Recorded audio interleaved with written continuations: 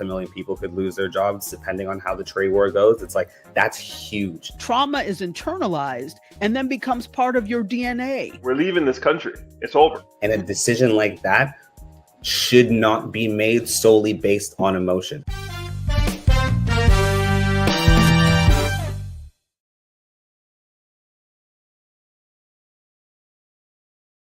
You left yourself on mute, sir.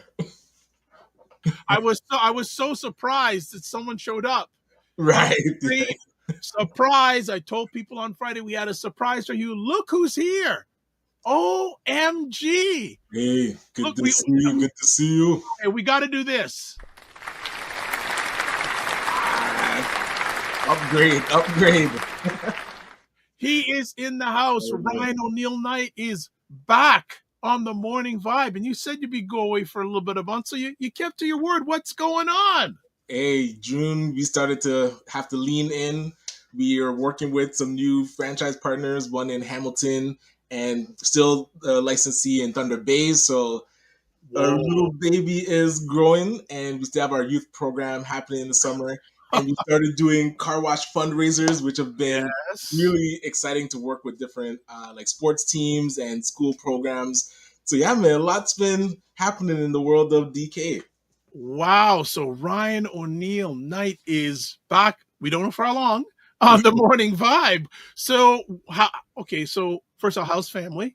Very good. Yeah, fam's good. Thanks for asking. And how's family with you? I know we check in every so often, but everything is going okay. Everything is going okay. We're overcoming the heat, not complaining about it, but overcoming the heat. But I want to give a quick shout out to, we were out doing door knocking with the Detail Ignites team, and there was, I think, a couple of teenagers, 2 girls selling freezies. And I was like, well done, because I will buy 10 of them right now. It was so timely. So yeah, nice. I want to make extra money for the summer. So I always talk about, lemonade stand with my daughter and the book that we wrote. So yeah, man, get out there and hustle. It was good to see that.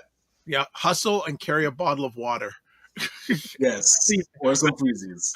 Or some freezies. This is good. Well, yeah, so people are finding, yes, Ryan is back. So say hello, say welcome back, Ryan, say all those sort of things. We've got him back on the Morning Vibe. We don't know how long for, but we got him back. So how do you like the new look so far? Okay, I see it. So background changes each episode, or that's the main one? No, we still that, but just the way we're side up. And hey, so another thing, as I told Ryan before, if you want to get in touch with Ryan, we're going to show the details later. But if you have a smartphone, you can swipe the QR code in his screen, and it'll take you right to his website address. Very cool. I got to test that out myself. I like that. So that's been going on. Man, so you brought some interesting things to my attention, that because you're an insider. It's been happening. Yeah. So first off, the Black Opportunity Fund investment fund, I've heard about, but what's your lens on that? Yeah, so they were presenting at the Social Finance Forum in June, I believe, early June, and talking about they're now accepting applications for entrepreneurs to get investment from this new investment fund so it's Black Opportunity Fund Capital is like the new arm of the Black Opportunity Fund. And so they announced their new CEO. They've announced their board of directors and their investment committee. So if you check LinkedIn and follow Craig Wellington, you'll see the updates of who's now running the new capital arm. And I believe they're starting out with $150 million fund. And there's 2 components of it. So the investment fund and a housing program too. Yeah, no, and from what I understood, and I spoke to a representative, I guess their PR representative, who I've got to get back in touch, because we are going to get Craig on the show to chat about it. Yes. It's a unique fund. They're saying there's not too many funds like this in North America, I've been told. I believe it. Yeah, Black Opportunity Fund definitely is creative with how to bring capital to entrepreneurs. I know they launched their own line of credit program where entrepreneurs can get up to $50,000 as a line of credit for operating capital, and being able to I would say, smooth out the buffer. You know, a lot of times entrepreneurs are operating, they don't have buffer. So the line of credit really helped with that. So yeah, I'm curious to see more of like the types of entrepreneurs that'll be applying for this fund and getting through. Okay, a few other questions in regards to that. Were there any recognizable names on their board of directors or who's leading the fund? I did see Ray Williams. He's Okay. on that board as well. Okay. Colin Lynch and Okay. Dennis Mitchell. So Okay. some of the founders from the nonprofit arm, the Black Yeah. Opportunity Fund. The other ones, I mean, I assume they're heavy hitters. I'd have to really, there's a lot of people from other investment firms I saw, like different capital, like investment firms. So yeah, it's good people to know. So definitely connect them on LinkedIn. And it's interesting too, though. I'd say probably the majority of entrepreneurs I know don't even know about this opportunity. And that's what I was asking the questions, like, where do they apply? What's the criteria? We have to know and get the word out so people understand how to approach the opportunity, because it won't be for everyone. A VC type investment isn't for, I'll say, the initial startup. Like, you usually have to have some momentum to bring in capital. So now there's kind of tiers to this. It's like, based on your company, where do you fit, and then where should you go to get money to get to the next tier, you know? Okay. Usually, Before we move on to another quick conversation topic, from your lens, what makes this opportunity, if at all, different than any others that are out there? Well, that report that came out about the lack of funding going to Black founders, so the entire investment ecosystem in North America, I know it's less than 1%, but I forget the exact number. Maybe I think it was 3 cents of every dollar goes to Black founders. So, and there's so much money in venture capital. It's wild. Like, if you look at $150 million, definitely is a lot and a great starting point. But we're in the realm of $100 billion, trillion dollar ecosystems where it's flowing all around us, and Black entrepreneurs aren't understanding, one, how to get investment for their companies, and also those that have started funds. It's not easy to raise dollars for a fund that is now going to invest differently. And it's interesting because the VC model isn't exactly perfect. So new ideas are needed in the venture capital space. So that's why I'm paying close attention to this model. Like you said, it's different than what traditionally how they might invest, but also still in the same realm of venture capital. So you have to be on point to get that kind of money. Yeah. Right? Well, those gentlemen are at a certain level. Yes, right. Exactly. So you need to be at or above that level. Absolutely. But here's the challenge. This probably eliminates a lot of entrepreneurs out there.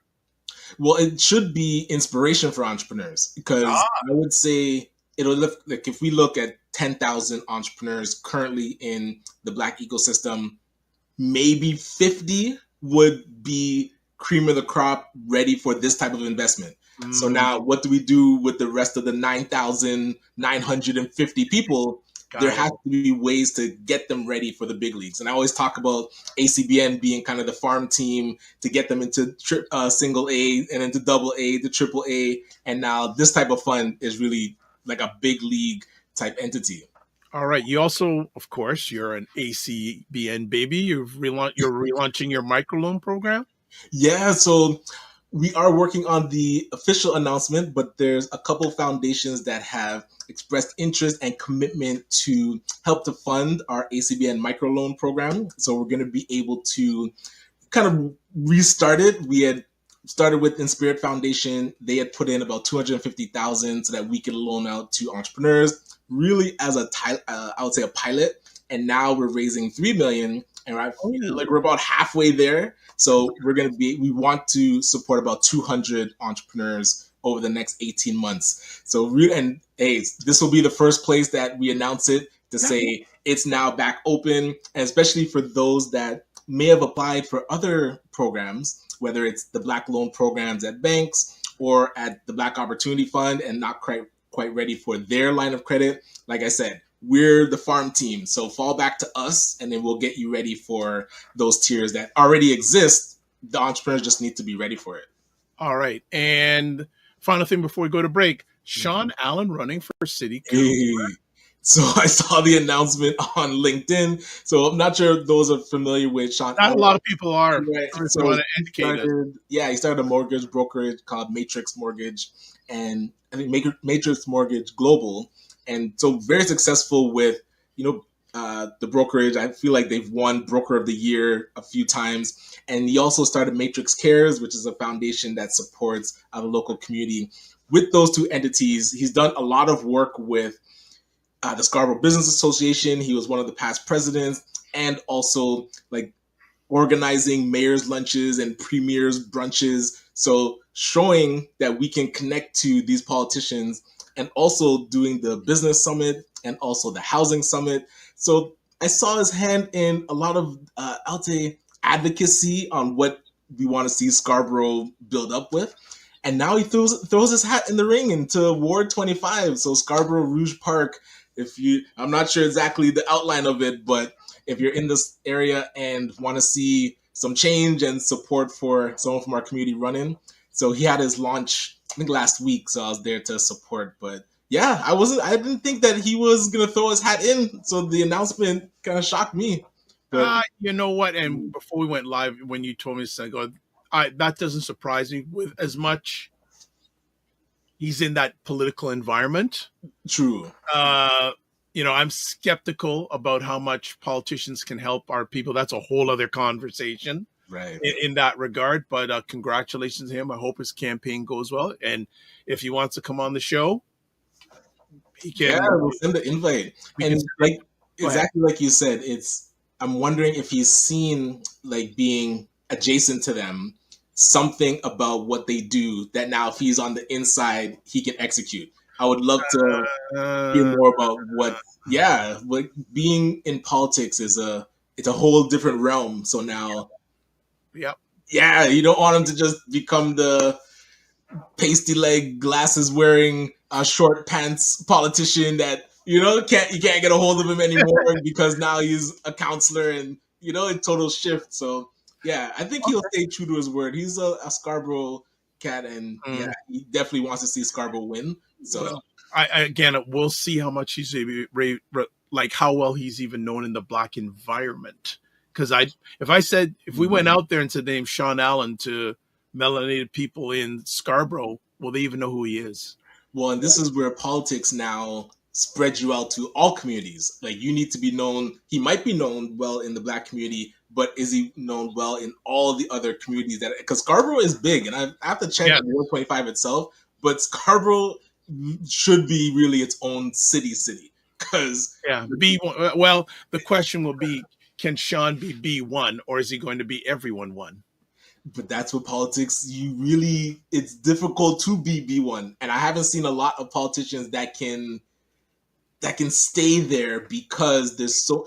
I think he said there's either 500 or 600,000 people in Scarborough. Yes, there is. Oh yeah, and it's getting bigger. Like it's right. There's condominiums going up everywhere.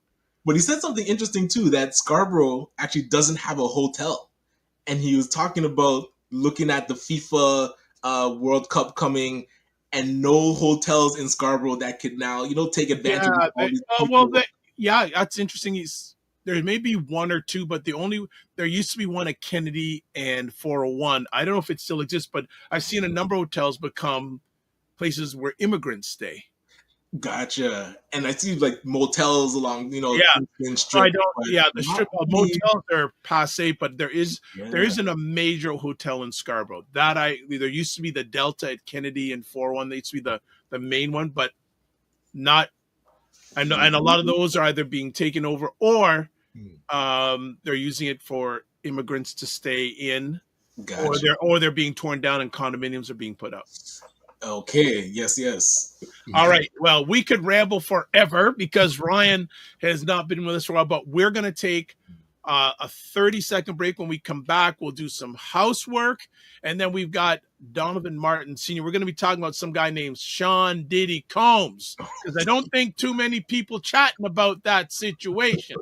So we'll be back in 30 seconds. What is up, everybody? It's Dr. Vibe here. These are two ladies. They're not all over the place. They're forward and they're straight shooters. I got to stand in front. No wonder people don't understand what the Democrats have been doing. That man lied 36,000 times, and we know this because you all counted it. This is part of the story that a lot of news outlets are not talking about.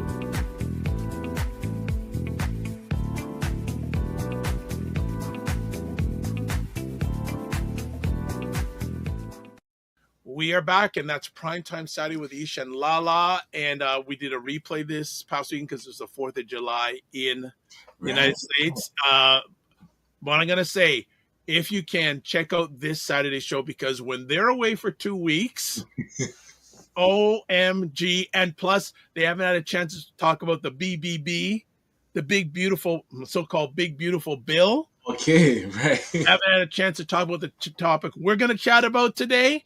They got so much stuff to chat about, so do not miss it. So on the platforms that we're broadcasting on, please check it out. Oh, another thing, Ryan, we are now broadcasting. Also, a lot of people in the media field who are no longer having jobs in the United States are now taking it to that platform and broadcasting from there, or well, not broadcasting, writing articles and stuff there. And a few months ago, they opened up to do live video streaming on that platform. Right. I've been recognized as one of the early adopters going in. So almost every live show now is also being broadcast on Substack. So there we go. That's great. I love it. All right. So, we're not just lazy while you're decaying all around the province, All right. So let's do some housework. Subscribe to the Dr. Vibe Show on YouTube and hit the notification button. We have now, Ryan came back. We hit 1,850 subscribers. Yay. Yay. Follow the Dr. Vibe Show on Facebook, LinkedIn, Instagram, TikTok, Blue Sky, and Substack. So, yes, I'm actively on all those platforms these days. Also, join the Discord group. Email me at dr@vibeshow.com or click on the link that you see there. I also put in the chat and all the different platforms. Advertise your business, product, or service on any of the platforms that I'm a part of. Email me again, vibeshow.com. And then Indie Soup Media still going strong. 15, 16 months, almost 28,000 subscribers, run by our good friend Dr. Tachi out of Fort Lauderdale, Florida. There is a YouTube link. There is a website link. All right, we are bringing up a returning friend, and he's going to be on the show once a month. So let's bring up Donald Ralph Martin Sr. Good morning, everyone. Yes. How you doing, Ryan? Very good. Always good to see you, brother. You too. Always nice to hear all the good stuff you continue to do with the businesses. All right, so let's do the proper introduction for Donald.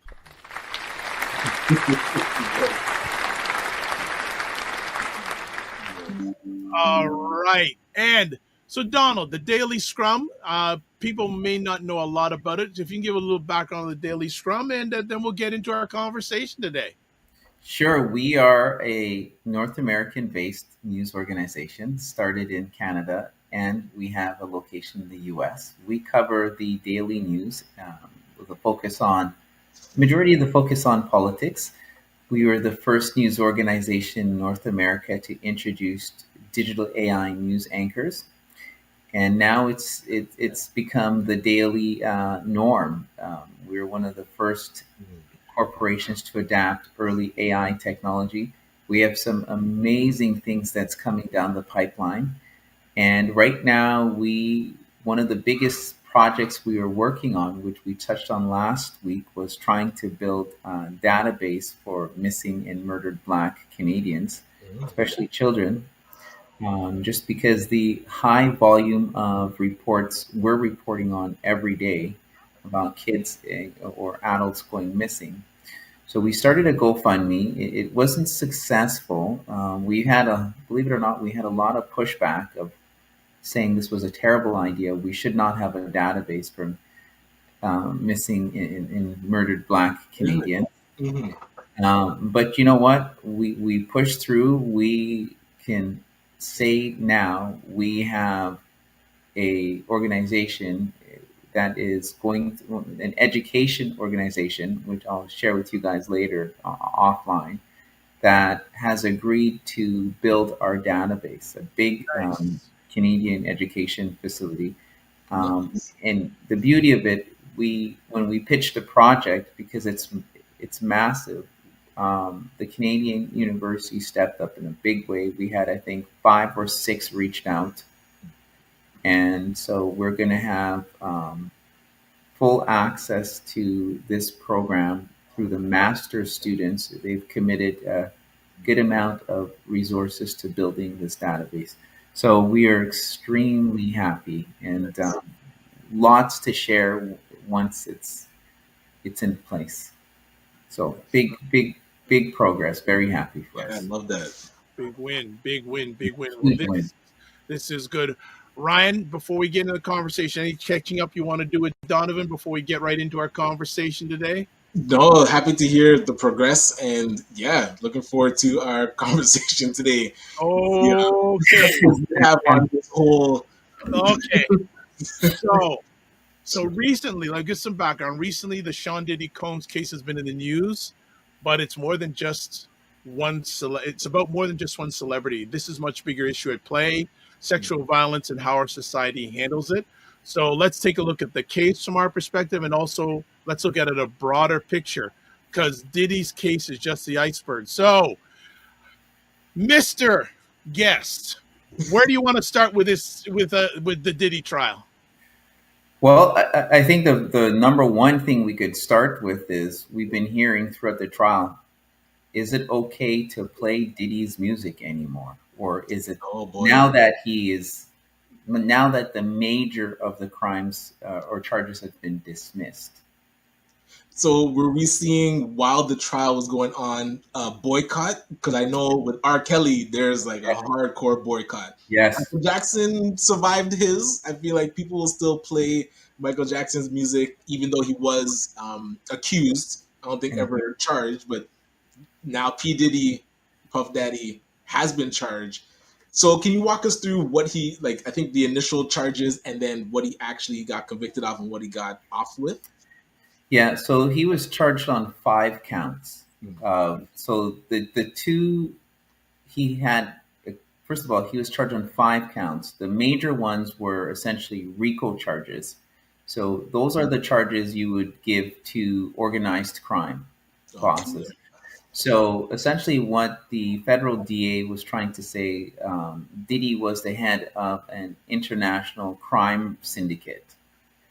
And so there's multiple layers of RICO charges. So they were not able to successfully prove that. And which is the huge crime, because each of those 3 sentences carry essentially up to a life in prison.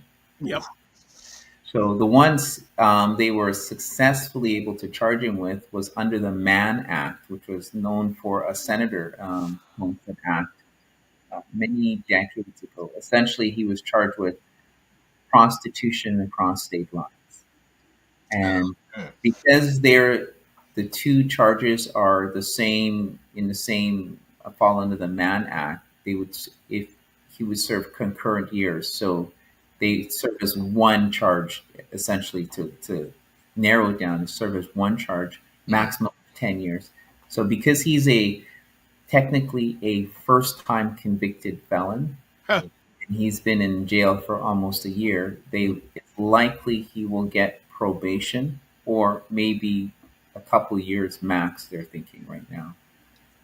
Wow. And so I'm curious your thoughts on the sentiment from the verdict. Are people now, has he totally alienated the Black community and those that were fans because people were not following along with the trial? And I'll give a shout out to a gentleman, Armand, that was doing live coverage of every day and the transcripts and stuff.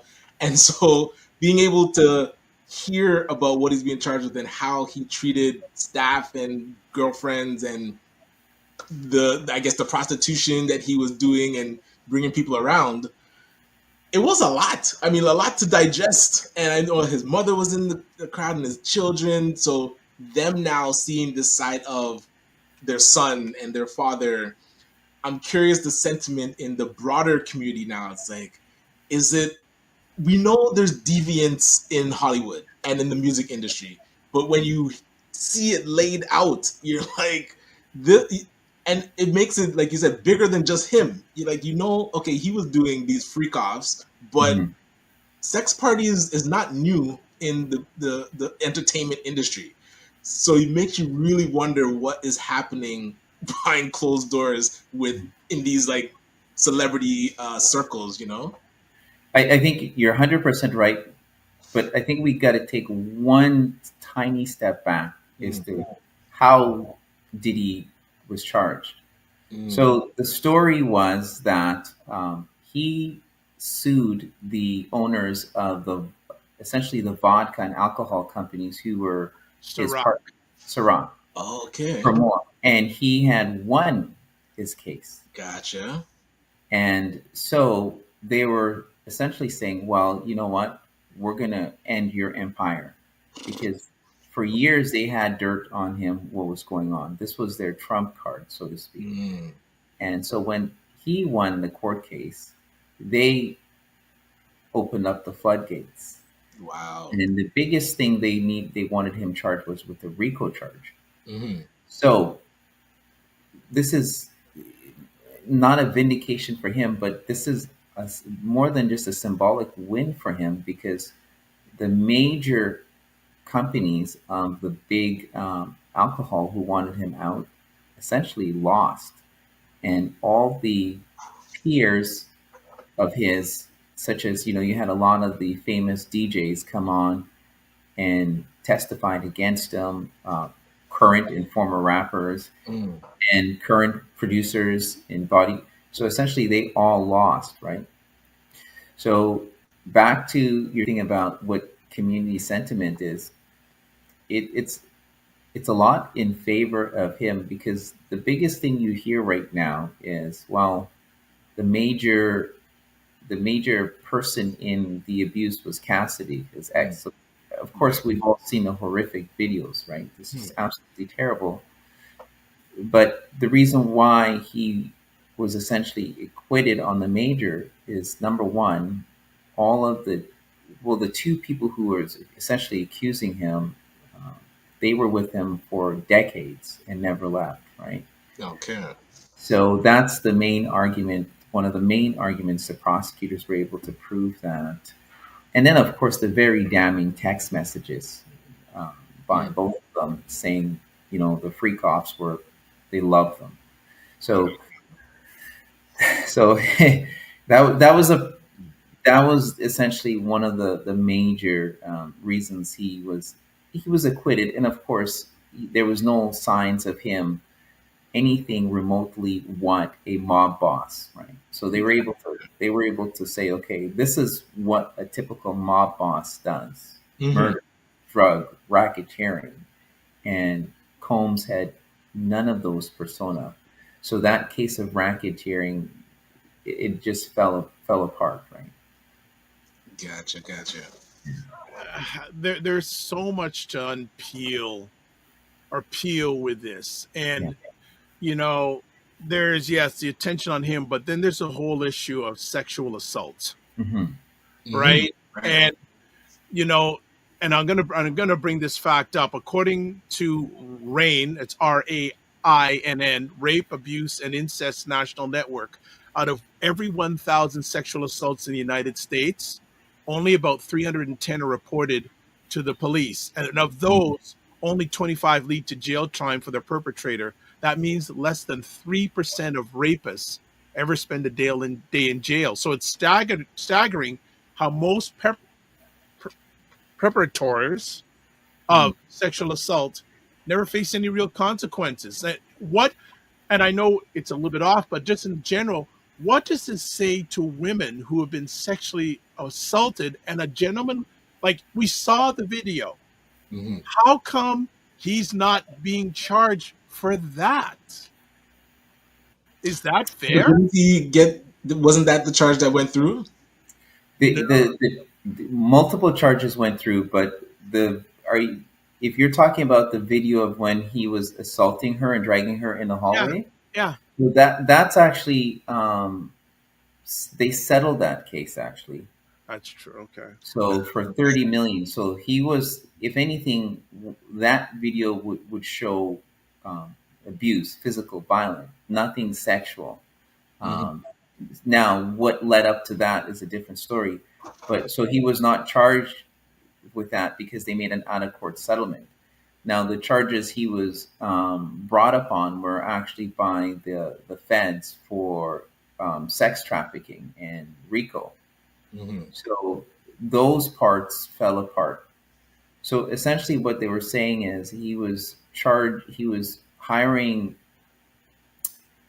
escort services and transferring them across state line.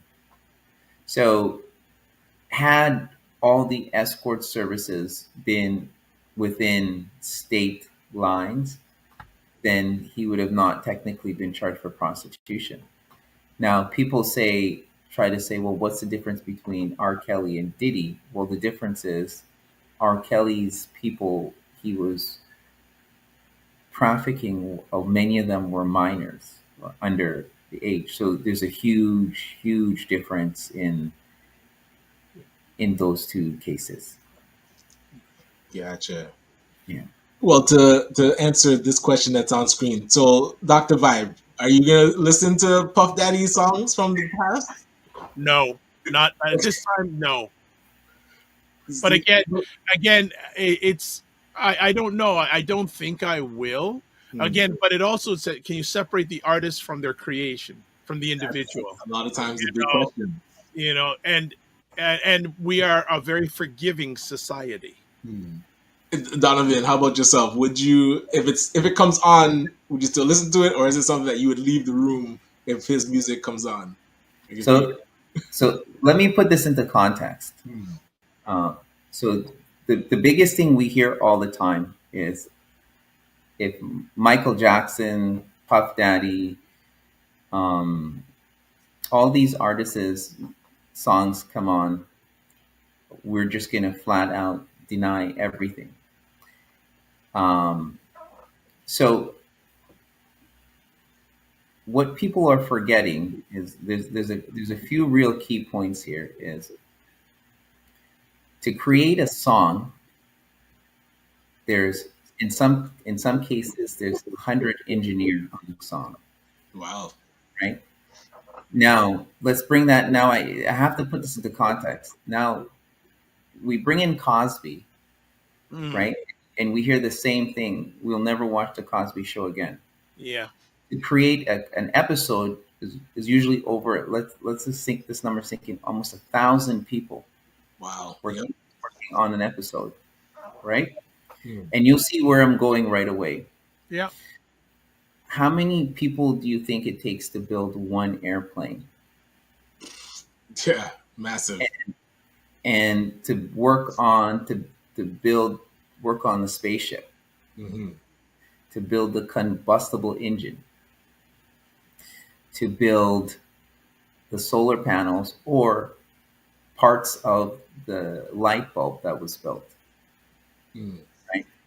So the reason why I say all of those things is there's a project in World War II called Project Paperclip.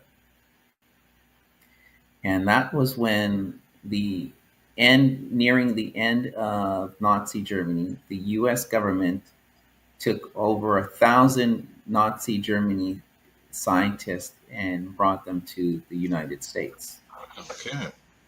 And in those times, those scientists were instrumental for developing many of the aerodynamics things we see on airplanes, the airplane engines, solar panel, the rockets we use to send the spaceship into orbit, and many of the components of the NASA spaceship that we know now, and many parts of the light bulb. So the question is, knowing that and the millions of people that were killed because they were instrumental in providing these apparatus we need every day, do we stop using them? That's a good question. I'll rephrase the question. I'm not sure right Yeah. now about this, but it's an interesting thing. So what we're at half, a little past half through the first hour. Just want to reacquaint everyone. We're with Donovan. We're chatting about, are you still going to listen to Sean Diddy Combs' music? And we're here with, I was going to say special guest Ryan Knight, but he is the co-host. Yeah. So one of the things I want to do is I want to get audience interaction. So we have got a little bit of an audience interaction to put up on the screen. So if you are watching on our YouTube channel, we've got a question for you. And the question is, I had the question and I lost the question. I can see it right now. Okay, let me put it up here in big screen because I just lost it for a moment. Yes. How do you feel when you heard the verdict in Diddy's case? Do you think justice was served? Why or why not? So if you're watching this live on the Dr. Vibe Show YouTube channel, we would like you to interact with us, family. We've got some questions here. Producer Matt has a question. And his question was, I'm having challenges this morning with the screen. Okay, here we go. Were they focusing so much on why were they focusing so much on a RICO charge? I thought the main charge was on sexual abuse and mass blackmailing. The reason why they were focusing more on the RICO charge, because that was the one that would essentially, they had 3 shots of putting him away for life in prison. Damn, gotcha. Yeah, and so the people well connected wanted him to go away for life. And so the other charges were essentially supplementary, because if you think of it, out of millions of charges they could have brought forth, those are the only 2 charges they were able to bring on were sexual misconduct or prostitution. They weren't able to get him on anything for violent crimes. So the next best thing is RICO charges. And whenever you have a RICO charge, that is probably, essentially those were put in place to shut down organized crime. So, right. But then, so with, and something that I guess concerns me is where you see the black male celebrity get torn down. And you saw it with Cosby. You saw, R. Kelly, Michael Jackson, now P. Diddy, and where people have things on you that at any moment they can just crush you. We saw it with the senator that was dating the 16-year-old, Michael Thompson in Toronto, making bad decisions, and then they can tear you down at any moment. Like, no matter how high you rise, there's always something out there. So is that more a thought around making sure we make good decisions as black men so that these types of things don't destroy us in the future? Or will there always be something? Because if an allegation isn't true, you can still lose your credibility and your livelihood trying to fight back to say, like, that is not true, but, court of public opinion will still destroy you. So curious your thoughts on, black men being torn down almost at a whim of this Ciroc. Like, if it's true that Ciroc now is trying to get back at him, it's like, is that a thing we're doomed to always be fighting against? The ability for us to be torn down by people holding stuff over us? I think everything you say is correct. In context, what I would say is, why are we doing it? Because we always hear about ownership, right? Mm-hmm. And everybody chases, I want a sponsorship deal. I want this guaranteed money. I want this. So with guaranteed money comes, you're essentially beholden to your financier or your sponsorship. It comes with the strings. Yeah. So there's 3, but if you look at 3 rappers who actually, something like this could never happen. And I'll tell you why. First of all, Master P, I'm sure if everybody knows, and I'll go real quick. Everybody knows the story with Master P, right? When he started out, nobody believed in him. He believed in himself. And he said, I don't, you had a lot of the labels wanted to sign him for $1 million back then in the early 90s was a lot of money. And he kept saying, no, no, no. And he said, what is the biggest, who is the biggest artist in the world at the time, and how much money is he making?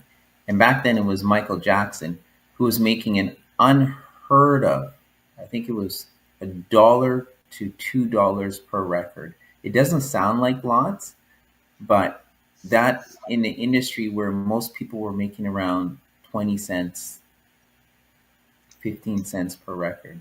So he met with, so he said to Michael Jackson's lawyer, what is the biggest deal I could get you? He says, well, it's going to cost you $25,000 for 1 hour with my time. So he sat down with him and he said, the biggest deal you could get is what's called a distribution deal, where you own 90% of everything and you just pay the distribution company 10% to distribute your records, and you have no ties to anybody.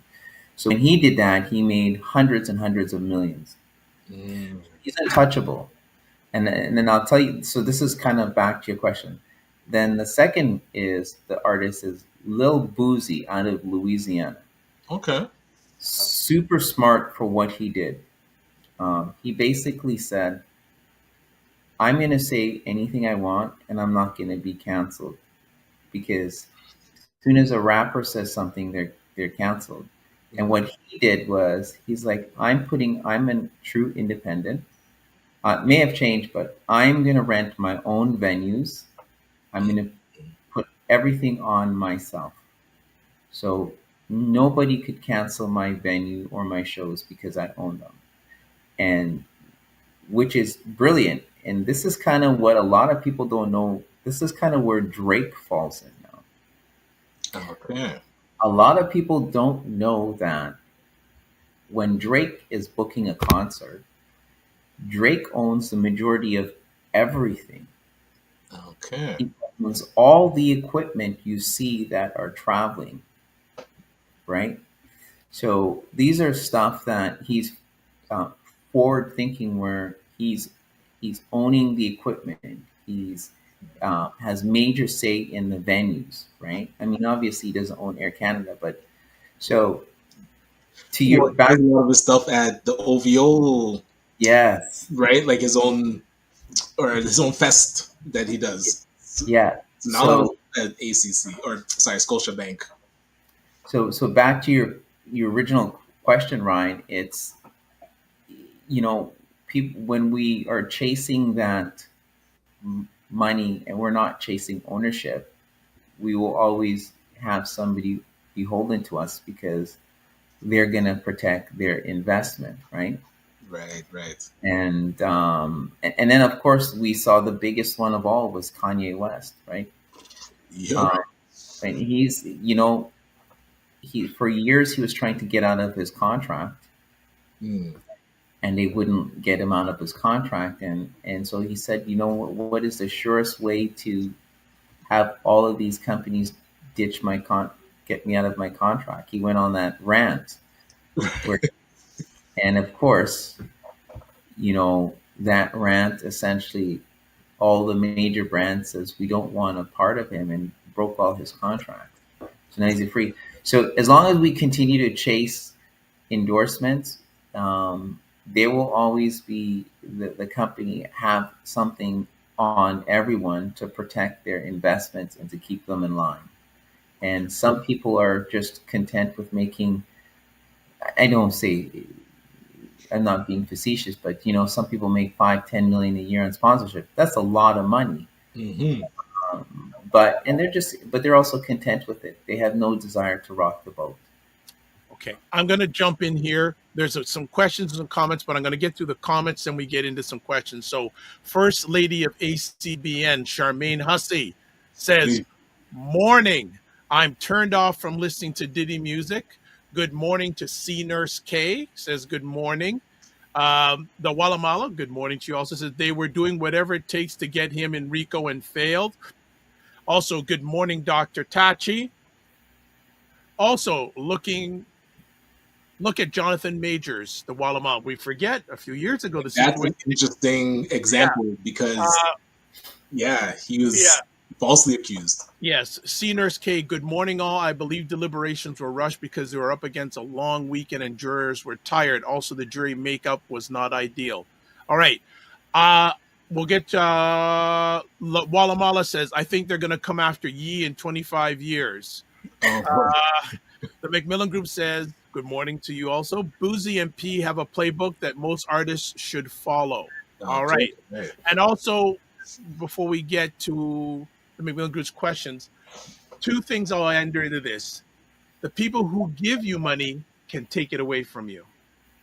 Absolutely. We're seeing it. Also, two, don't hang around with people that have nothing to lose.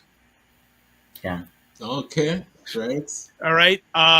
Also, the Macmillan Group has a question. Do you mean his music or his music he produced? Because he produced so many artists. Well, So- that's a great question. And that's a good, actually, so that's a fantastic question. So here's another analogy then, right? The most deaths and horrific things in society has created under three entities, or we call them organizations or countries, right? Mm. So Britain, Canada, and the United States. Mm-hmm. But every day we salute and play the flag, listen to those anthems, right? So if just alone the atrocities that have been committed alone in any of these countries outweigh anything you could think of. And again, these are not excuses for any of the behaviors done by any of these people. But yet, society has no problem proudly playing the songs, the anthems, the music.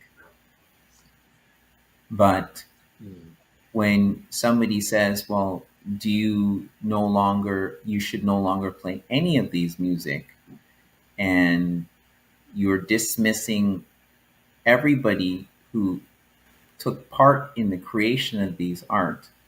And again, it's not accepting what any of the individuals themselves have done. So where do we draw the line that we are able to systematically dismiss the works of everybody because of one person, Mm-hmm. but we could accept the atrocities that has been committed by all these respective countries in the name of this one song, which is the national anthem. But yet that's acceptable. And we have no qualms about playing it proudly, knowing what it stands for. Gotcha. I can see that some people will look at this conversation. Yes, there's there's a business financial thing, but there's also the impact it has on those, especially women who are sexually assaulted. And I know that you said earlier on that case has already been taken care of, but I am seeing people put allegations against Cassie. And I'm going, and of course, it's probably a lot of social media people, but the thing is, a key fact is that sexual assault is the most under-prosecuted violent crime, according to the U.S. Department of Justice. The prosecution rates are lower for sexual assault than robbery, assault, or murder. So, and again, we've said that was handled in another case, but that impact of that and seeing how Diddy got off on the most serious charges, how do you think women will feel now saying, I don't want to testify, I don't want to bring an accuser against me? How does that impact women? I think it's going to, wow. So in general, it's going to impact women negatively. Now, when the verdict broke, I tried to get a good spectrum for us of just the general feeling of people's opinions. And to be very honest, they were very split right up the Yes. middle. Yeah. There were, and you even saw on live TV, a lot of women were happy he was not convicted, and a lot of women were distraught, right? So again, it all comes down to is what camp do you fall in, right? And there's always going to be that divide where, unfortunately, people are going to say, well, she should have left the situation, but it's not that easy, right? From stats, we know people who are victims, it's not easy to just get up and say, we're going to leave, right? So it's that question of moral, what's everybody's moral compass, right? Whereas you're hearing, and the biggest argument you're hearing with the Cassidy is, well, she could have left anytime. She was living a life of luxury. She had that $30 million payout, and that's what everybody's hung up on. And then comes the most damning things in the court. The years and years of text messages she's sending, how much she loves this stuff. So that's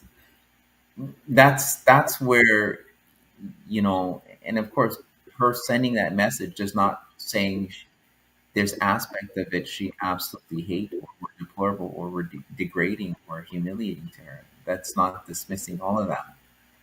So the question is, can there be both, or is it either or?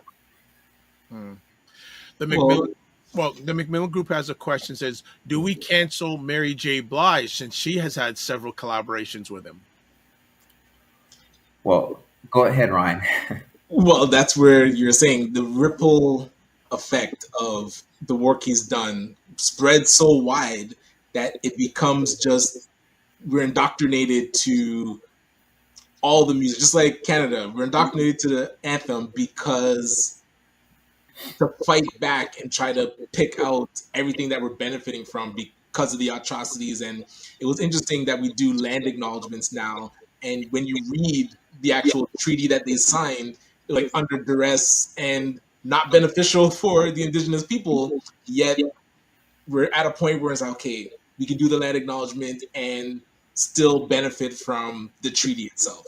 So when we look at, like, you're not going to be able to know all the music that Diddy has his hands on, or all the artists that he was able to support and help them make music. So if you hear music, are you always going to be thinking, oh, this is something that sounds like P. Diddy had a hand in, so I'm going to go tell the DJ my thoughts on the case. It's like, when we hear the national anthem, we don't go up to the school or whoever's playing it and say, like, do you know about Canada's atrocities? Like, every single day. It's like, it's too ingrained in our natural life to always be fighting that. But I think, like, if I hear P. Diddy rapping, I might think of the case and be like, man, and I'm hoping that the case actually shines a light on the rest of the deviants that are in the entertainment industry and in Hollywood, to hopefully cut down on people feeling like they have to be part of freak-offs or sexually submissive to people with power just so that they can be in the limelight and get a chance. Like, I feel that is what I really took out of this. Well, this is the thing. Why do many people who look like us look to entertainers as their leaders? Well, they get the spotlight, right? It's who. But remember, if you look to them as leaders, who are those people controlled by? They're controlled by record companies that really don't probably care a lot about us. All they're caring about is making the money. You see it. True. Just a thought. It's a great thought, but also one other thing to the person who asked the question on Mary J. Blige. Mm. So here's an interesting thing is, which never really gets covered in the media, is Mary J. Blige was accused of violent and spousal abuse of her husband. Okay. And she is a known recovery from substance abuse, Mhm. where he had filed for divorce, where in the end, I believe she was had to pay him alimony. Mm. But that's a reversal. But that never makes it into the public that she was physically and abusing her husband, who was her former manager and had a major addiction to alcohol. But she's not ever being blackballed or being dragged in court. So, so then there's lies that question is, should we still be listening to Mary J. Blige's music because of her domestic issues? Good question. Good question. The Walla Mala says, speaking of music, Diddy had a song with Notorious called Victory, as if he time traveled from the 90s. Okay. She also says the defense absolutely ended her just on the text alone. Ooh. And good morning, Fitness IQ Cam says, morning, morning. Awesome. This is interesting conversation. Yeah, there's, as I said, there's so many layers of this conversation. Yes, there's a P Diddy but there's also the whole domestic violence issue, which is I've tried to interweave, and I think we'll have to do a conversation just on that alone, because to try to mix both of them in can be a little bit challenging in regards. But I feel, and I didn't watch much of the trial. I heard some reports when the verdict came down. There were some people that were pouring baby oil all over themselves. I just went, really? Well, it becomes spectacle, right? That is that's the way of the US. Everything it can be spectacle. Yeah, for the likes and the clicks, man. But most of those people look like us, really and truly. Right? You need, it's that crazy. Yeah. I don't know. Fortunate. I think they wanted him to squeal on the other players in this ecosystem of freak offs and abuse. And I mean, I would have liked to see that. Like, who else is similar to Diddy? Like, we need those names so it can protect those that are trying to get into this industry, because there's way more than him. And I hope people realize he was just one person, and this is like the way an industry operates. We keep seeing snippets of it, but yeah, it's how do you protect yourself from? I have a question. I have a question for both of you. Does 47 pardon him? Pardon me? Does the current... Oh yes, 100%. You think so? I guess 100%. I was thinking, is he a fan of the? Oh man, yeah, you think so? 100%. Because there was a conversation when this was in the heat before he even got convicted, and he was just like, "I know Diddy. I like Diddy. He's a good guy, and let's just let it play out." So, listen, you got to remember, Trump and Diddy partied together forever. Yes. Right? And so I could see him pardoning him. Look, he pardoned all the people from January 6th. Yep. He pardoned a lot of the rappers. Yep. Like, listen, he's transactional. He's anyway, but he's a transactional president. Look, if it's gonna make him money, it's okay. That's it. Well, as I keep on repeating the famous quote now, I feel that David from the Atlantic said, 47 only cares about two things: himself and money. That's it. Okay. That's it.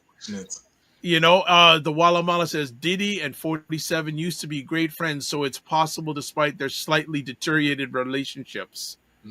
Look, 47 may come into this because he may think it's a way of getting black votes. Well, they're in trouble. Midterms are in less than a year. Oh, right? They're in trouble. And here's what people are with Elon. Okay, with Elon Musk's new party launch yesterday, America Party, because the rift between Trump and Musk is real. Now that there's no more Tesla subsidies, which is massive. That's billions and billions and billions. Mm. So Trump's dismiss it as just another gimmick. But here's one thing: as much as Elon is a narcissistic, vain person, when he does something, he's not doing it to fail. Right. And that's the part people are. What an interesting conversation. Three interesting individuals: Diddy, 47, and Elon Musk. Yeah. What a trio, man! What a trio. What Donovan's saying is Republicans need to pay attention that if anything happened because of Trump being in power, the worst thing that could happen to the Republican Party is a new stable party. For Democrats and Republicans, but Republicans really, because they put all their energy behind this guy to keep them in power. But if it creates a way that another third party comes in and can start actually splitting votes, they should be very scared of that. Like all the rest of the big bill and everything, it's not as damning as if Elon can get this party off the ground to even just be relevant. It doesn't have to be, I guess, a three-party system, but if they're relevant enough, they can sway the victor. So I want to bring it back to the center here because that's a whole other tangent. That's not my apologies. I do have to jump, but yeah, I'll touch base with you. But always good seeing you, Donovan. You too. All right, so give our future candidate. Tell him to get on the horn. I'll send him a note. Yes. All right, so Ryan, pleasure seeing you as always, and will we see you on Friday? As always, want to say thank you for taking your time. If we could put it up on the screen where you can get in contact with the Daily Scrum News, fantastic. And as Donovan will be coming on once a month, I think the first Monday of each month going forward for the next little while, to either share stuff from the Daily Scrum or just sharing things that are important to people who look like us and people who care about people who look like us. So Donovan, as always, I want to say thank you for your time. Thanks for making the time, which is the most important thing you have.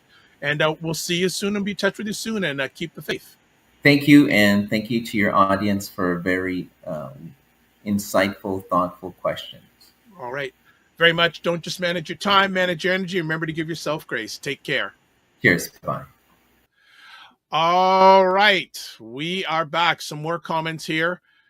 Fitness IQ says, I probably won't not listen to most of his music that he's on it. Or she says, or skip his music. I'll treat it like I treat it with R. Kelly. All right. So a few things. So I'm just going to put some things out in regards to sexual violence because I think it's an important part of this conversation. Society often focuses on teaching girls how to avoid danger. Things like don't walk alone at night or dress a certain way. We also, in fairness, have to focus on raising boys and men not to become perpetrators. You know, instead of telling our daughters how to stay safe, we also need to teach sons and men about respect, consent, and boundaries from an early age. Right? So, and also want to put out to parents, model respect in your own relationships. Call out problematic behavior. Teach your sons and your men to be allies, not bystanders. Some action steps we can do is encourage open conversations about consent and boundaries in schools and at home. And support survivors. Believe them, don't judge. Create safe environments for disclosure. Now, I will put it out there are some ladies that twist it a little bit, but most of them, yes. And also demand accountability.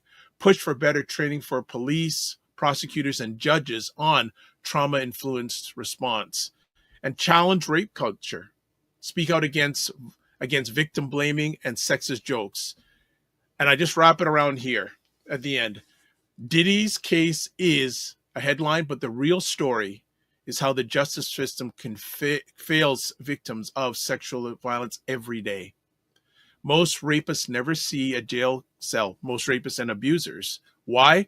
Because our society shames victims, doubts their stories, and lets perpetrators walk free. We need to talk about raising better men and boys, not just protecting our daughters, but to teach our son and our men not to harm. That's where real change begins. So I just wanted to add that at the end, some perspective. APL says, that is a valid question. I still listen to I Believe I Can Fly, R. Kelly, but I don't. But I also think about his problematic childhood and how little was done to help him. There we go.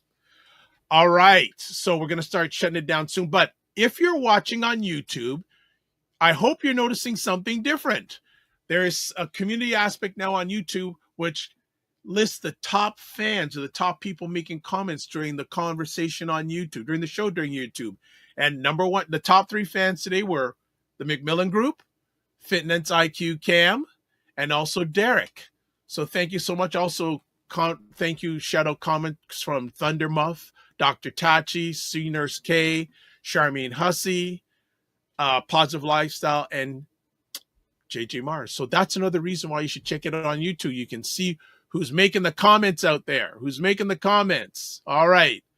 And it was great to, another comment here from Fitness IQ Cam. Always the head to the top of your neck and not between your legs. Okay. Getting some wisdom from Fitness IQ Cam. Ray, I acknowledge that this weekend too. All right.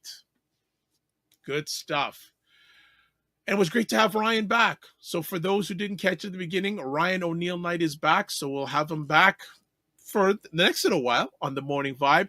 Next conversation on Friday. We don't have anyone scheduled yet, but it may be a Freestyle Friday. So so if it's a Freestyle Friday, make sure that you bring your comments, any questions you want to ask myself or Ryan, or things we want to open up with you about. All right. So let's finish it off here like we always do. How do we always finish it off? This is how we finish. Subscribe to the Dr. Vibe Show on YouTube and hit the notification button. And again, 1,850 subscribers. Thank you very much. That puts us in the top 10% of all YouTube channels when it comes to subscribers. Follow the Dr. Vibe Show on LinkedIn, Instagram, TikTok, Blue Sky, and Substack. I am active on all those at the present time. Join the Discord group. Email me at dr.vibe at the drvibeshow.com, or click the link that you see on the screen, or it's in your comment section to advertise your business, product, or service on our show. Email me at dr.vibe at the drvibeshow.com. And let's see, you can follow Ryan, his website, Ryan O'Neill Knight, and that's Knight with a KN. I always say that, not an N, KN. RyanO'NeillKnight.com, LinkedIn, Ryan O'Neill Knight, Instagram at Ryan.Knight99, and email address, workwithme at RyanO'NeillKnight.com. Myself, the drvibeshow.com, YouTube, Facebook, and LinkedIn, The Dr. Vibe Show, Instagram at The Dr. Vibe Show, X at drvibeshow, and then we have email address dr.vibe at the drvibeshow.com. You'll also check me on Substack because we're broadcasting live consistently out, and also putting replays on there at drvibe.substack.com/subscribe, and on Blue Sky at drvibe.bsky.social. You can also watch replays of this epic conversation on the Morning Vibe. Not on the Morning Vibe. You can watch replays of the Morning Vibe at the Dr. Vibe Show, YouTube, Facebook, and LinkedIn, Afro-Caribbean Business Network, which is on the Facebook, and Ryan O'Neill Knight on YouTube. We got through all of that. Amazing. And we have some more comments here. APL says, have a great day, everyone. Fantastic. We got all through the comments. We got through everything. All right. Thank you, everybody. Thank you, producer Matt. As always, live your dream. If you can dream it, you can make it. Sometimes you have to get smaller to get stronger. Block assumptions. Aim bigger, aim better, aim higher, aim wider. Love, faith, and respect. Don't just manage your time, manage your energy. Remember to give yourself grace. And if you're not making money, make history. Try to do both, and then always make it better. Thank you, everyone who watches live on the replay. God bless. Peace, well, keep the faith, walk good, and we'll see you soon.